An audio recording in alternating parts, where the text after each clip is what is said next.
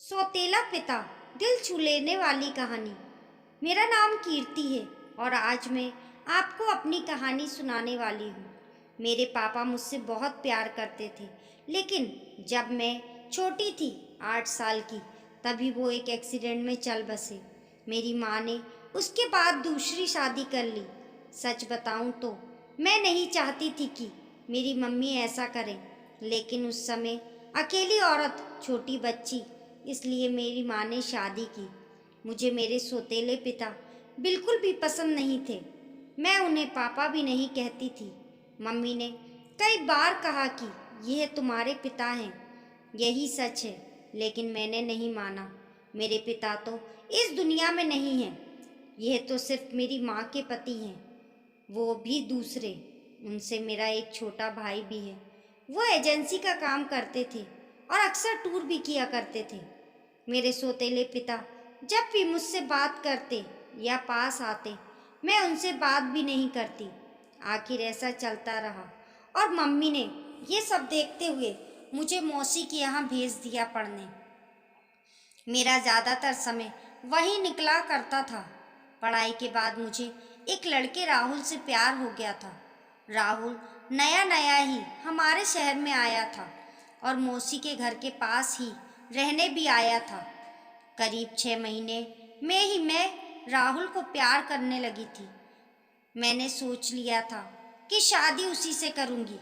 वो उम्र में करीब मुझसे 5 साल बड़ा था, लेकिन प्यार में ये सब कहाँ देखा जाता है। मैंने मेरी माँ को बता दिया कि मैं राहुल से शादी करना चाहती हूँ। मेरी माँ ने बोला ठीक है। राहुल को मिलने के लिए मेरे घर बुलाया। राहुल अनाथ था, उसके माता पिता और रिश्तेदार नहीं थे, इसलिए वो खुद मेरे घर हमारी शादी की बात करने गया। मुझे बस मेरी माँ की हाँ चाहिए थी। पिता से मुझे कोई मतलब नहीं था, लेकिन वो भी वहीं थे जब राहुल आया था।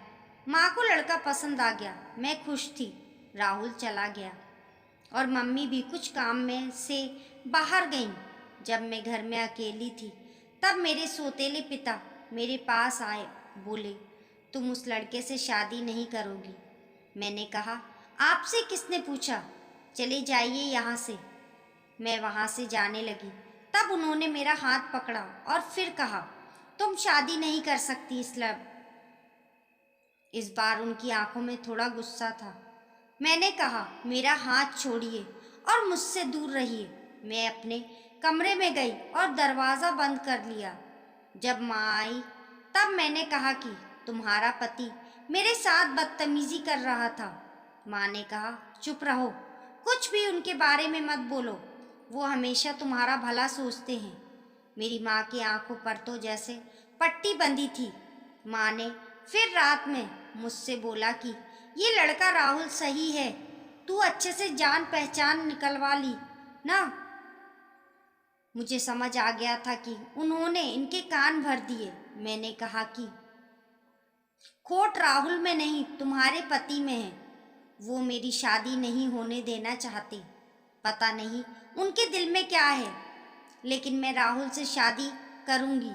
मेरा फैसला मेरी माँ अच्छे से जान चुकी थी, इसलिए हमारी शादी तय हो गई। शादी की तैयारियां होने लगी। मैं खुश थी। इस दौरान मैंने उनकी आंखों में अजीब सी बेचैनी देखी। मुझे साफ दिखाई दे रहा था कि वो नहीं चाहते कि मेरी शादी हो। आखिर कौन बाप ऐसा सोचेगा, लेकिन वो पिता नहीं थे। आखिरकार शादी का दिन आ गया। सुबह में अकेले में राहुल से छत पर बात कर रही थी। जैसे ही मैंने फ़ोन रखा, मेरे मुंह पर किसी ने पीछे से रुमाल रखा और मैं बेहोश हो गई। जब मुझे होश आया, तब मैं एक कमरे में एक बिस्तर से बंधी थी। मेरा मुंह भी बंद था। मेरी शादी वाले दिन मुझे यहाँ कौन उठाकर लाया? थोड़ी देर बाद कमरे का दरवाज़ा खुला और सामने थे मेरे सौतेले पिता। उन्होंने मेरे साथ ये किया था, पर आखिर वो मुझे यहाँ क्यों उठाकर लाए? मुझे वो पसंद नहीं थे, लेकिन वो इस हद तक गिर जाएंगे मुझे नहीं पता था। ऐसा तो मैंने उनके बारे में नहीं सोचा था। मैं यही सब सोच रही थी। तब वो बोले मैं तुम्हारी शादी उस लड़के से नहीं होने दूंगा। वो खाना लेकर आए थे। उन्होंने मेरा मुंह खोला। मैंने कहा कि क्या चाहते हो? तुम मेरी शादी से इतने परेशान क्यों हो? मुझे यहाँ बांध कर क्यों रखा है? यही है तुम्हारा असली चेहरा। मेरी आवाज़ तेज होती देख उन्होंने मेरा मुंह वापस बांध दिया। आज रात मेरी शादी थी और रात को मैं यहाँ इस कमरे में बंद हूँ। मेरे आंखों से लगातार आंसू निकले जा रहे थे। मैं सोच रही थी कि सारी गलती माँ की है जो इस आदमी से शादी कर ली। रात को फिर वो कमरे में आए।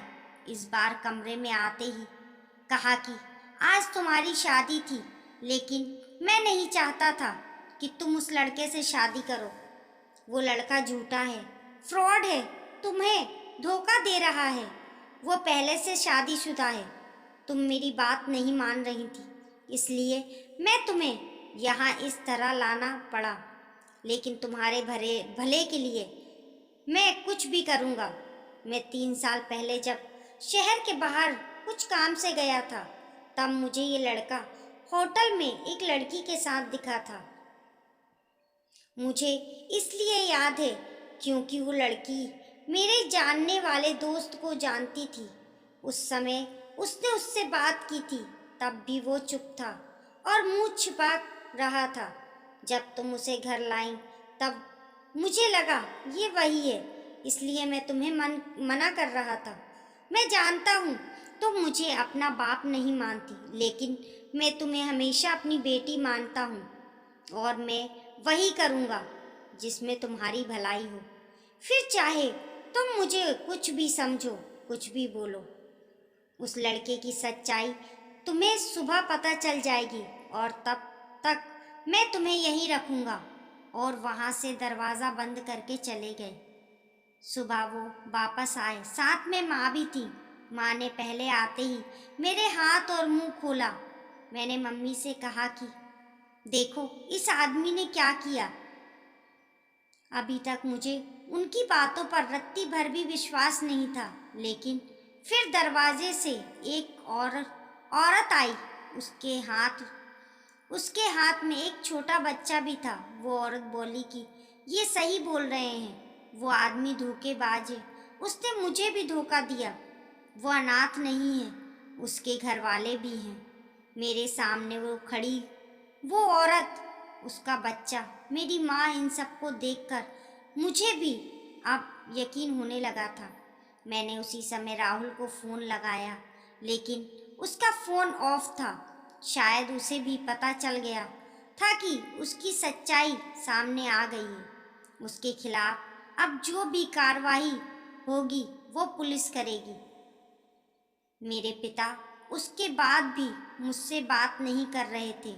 वो ऐसे ही रह रहे थे जैसे पहले, जैसे कुछ हुआ ही ना हो। 5 दिन बाद ही उनका बर्थडे था। मैंने पहली बार केक बनाया और उन्हें सरप्राइज़ दिया। उन्हें बोला हैप्पी बर्थडे पापा। मेरे ऐसा बोलते ही उनकी आंखों में आंसू आ गए। इतने सालों से दबा रखे थे शायद। बोले बेटा बस अब मुझे ज़िंदगी से कोई शिकायत नहीं। अब मुझे कुछ नहीं चाहिए। तुमने मुझे पापा कहा, बस इतना ही मैं सुनना चाहता था। तब मुझे समझ आया कि मैं कितनी कच्ची हूँ इंसान पहचानने में। घर में मेरे सामने मुझे इतना प्यार करने वाले पिता थे, उनका मैंने कभी सम्मान नहीं किया और बाहर उस राहुल की झूठी बातों में आ गई। मेरे पिता ने ना सिर्फ मेरी लाइफ बचाई, बल्कि मुझे ये भी बताया कि मैं कितनी गलत थी। अगर आपको हमारी कहानी पसंद आई हो तो लाइक करें और शेयर करें। हमारे YouTube परिवार का हिस्सा बनने के लिए चैनल को सब्सक्राइब करें।